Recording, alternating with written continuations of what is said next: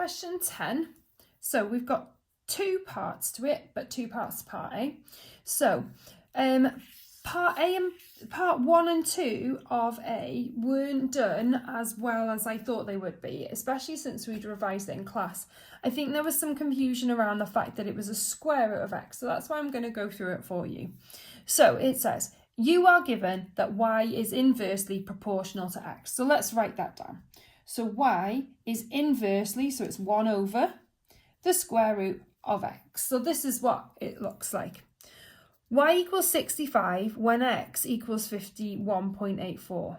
Okay, so y is 65 equals, remember we've got to have k, our constant, in, over the square root of 51.84. When it says find an expression for y in terms of x, we need something like this. So we know that y equals k over the square root of x. And what we're going to do is we're going to work out a value of k and we're going to replace it in there. Now, some of you found k, but then didn't write the formula. So it's remembering to do that bit at the end as well. So to work this out, we're going to have to multiply each side by the square root of 51.84 because we need to get rid of that, don't we? So multiply by the square root of 51.84. So we're going to do the same to that side. So 65 times that is what k is. So we're going to use our calculator.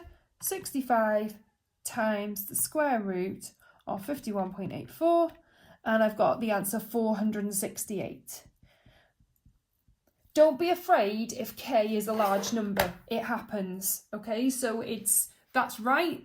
It can be quite a bizarre number. I've seen some where they're in the thousands as well, or some very small numbers.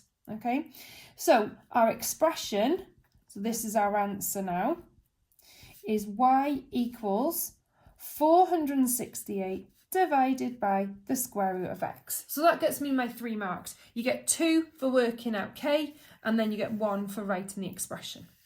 Right. Use the expression you found in part 1 to complete the following table. So we've got to find a missing value for y when we know x, and we've got to find x when we know y. This one is the easier one to do. So we'll start there. So we're going to use y equals 468 divided by the square root of x. Okay. We know that x is 15.21 this time.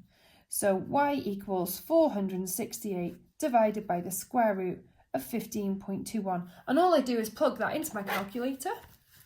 So 468 divided by the square root of 15.21. And I get the answer 120. It's a nice number. So 120. Okay. Right, let's do the next part. So this one is a bit more tricky.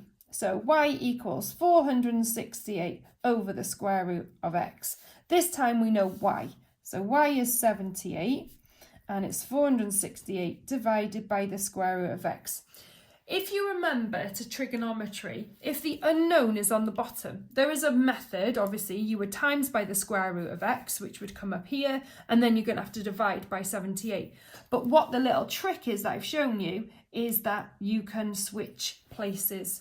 They can switch places with each other because essentially what we would do is times by that and divide by that. So they're just going to switch places. So the square root of x is equal to 468 divided by 78. So let's work that part out. So 468 divided by 78, and it gives me 6. Okay, so the square root of x is equal to 6. Now, how do you get rid of a square root? Well, the opposite of square root is squaring. So we would square each side. Okay, so x equals 6 squared, which is 36. So our missing value there is 36. Okay, right, the last part. This was actually done not too badly. So it is known that c is directly proportional to the square of d. Okay, so let's say c is proportional to d squared. Okay, the square of d, that's what that means. What happens to c if d is doubled? So let's have a think about it. So let's say d is 2. So d squared, so it'd be 2 squared, so c would be 4. Okay, So C is proportional. So D squared, so if it was 2, C would be 4 because they're in line with each other. Okay, now if we double D, okay, so if we double the number 2, that would become 4. And 4 squared is 16, so C would become 4 times as big.